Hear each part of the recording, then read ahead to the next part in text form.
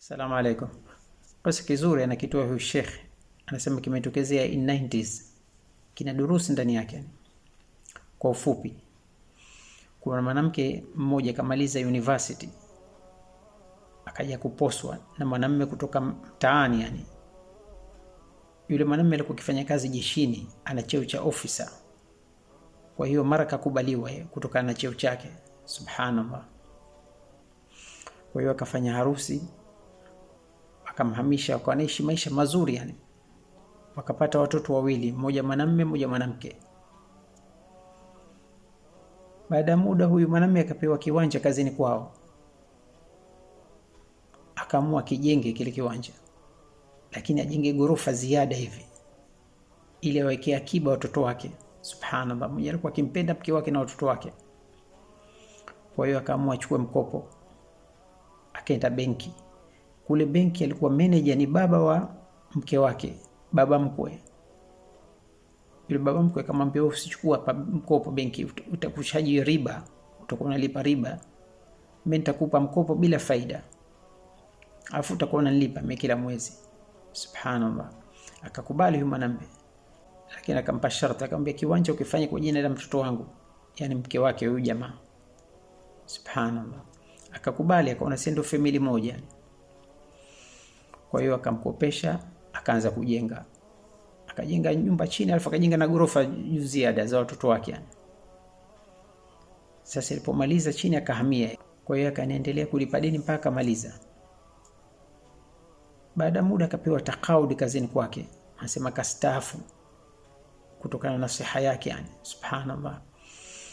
Sasa mke wake akaona mabadiliko ndani ya nyumba, anaona mume wake kidogo mshahara umepungua.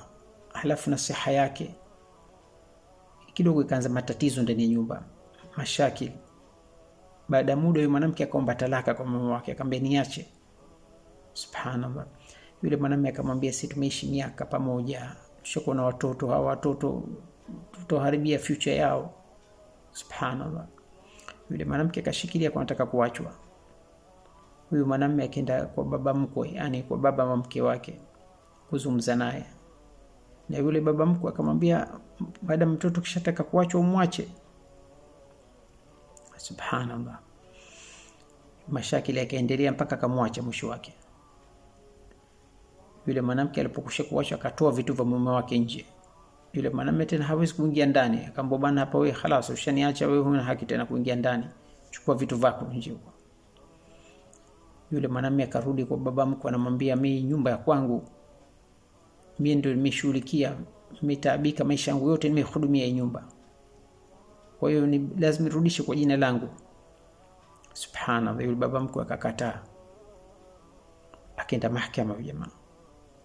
Mahakama akamwambia huna haki wewe. Hii nyumba ishakuwa kwa jina la mwanamke, kitu rasmi yani. Subhanallah. Kwa hiyo akaamua kodi nyumba yeye. Akanaishi peke yake.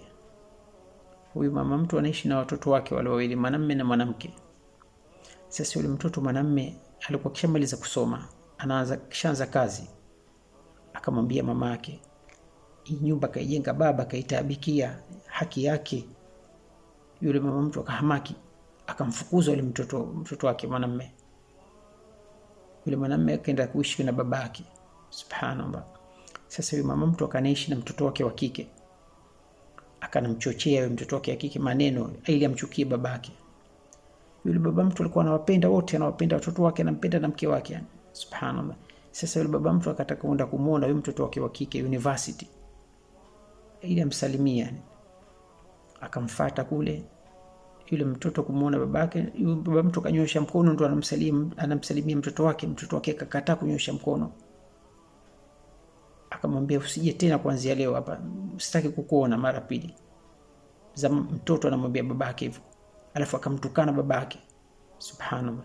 Yule baba mtu ikamuuma, ikamjia uchungu ndani ya moyo wake. Anaondoka pale na huzuni, anaona mtoto wangu mwenyewe leo nimemzaa, mwashughulikia watoto. Subhanallah. Basi akarudi nyumbani kwake, ana uchungu ndani ya moyo wake. Ikamjia stroke. Akapelekwa hospitali. Ule hospitali ndo anamshughulikia yule mtoto wake wa kiume yani. akamwambia, mimi nikiondoka duniani mwambie mamako na babu yako kwamba siwasamehe duniani na akhera, wamendhulumu haki yangu, na mwambie ndugu yako wa kike simsamehe vile vile. Subhanallah, kantukana, wewe mimi nipo radhi na wewe duniani na akhera. Subhanallah. Baada muda kafariki yule baba mtu. Sasa sisi tutizame mwisho wao, hao wamemalizia vipi. Huyu mtoto mwanamume Mwenyezi Mungu akamwafaka akapata kazi, yani ndio kishaanza ilikuwa kazi, akaendelea akasafirishwa, akawa hamna mawasiliano baina yake na mama yake.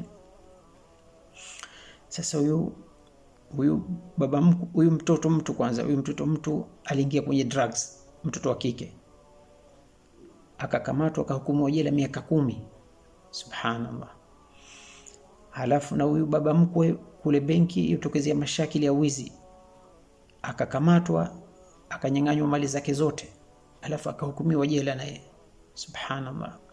Na huyu mama mtu akapata mashakili ya figo, akawa anasafishwa figo mara 3 kwa wiki. Subhanallah. Halafu mwisho wake akapooza mwili, ikawa hamna mtu wa kumshughulikia ndani ya ile nyumba, akawa analia mle ndani ya nyumba. Na ndio anaitoa hii hadithi, anasema nimemdhulumu baba wa watoto wangu. Subhanallah. Mwenyezi Mungu kanilipa kisasi hapa duniani kabla ya akhera. Subhanallah. Anasema nipo katika majuto makubwa, lakini majuto hayafai tena baada ya kuchelewa. Subhanallah. Ndio naambiwa ni msidhulumiane, fa inna dhulma dhulumat yawm al-qiyamah. Subhanallah.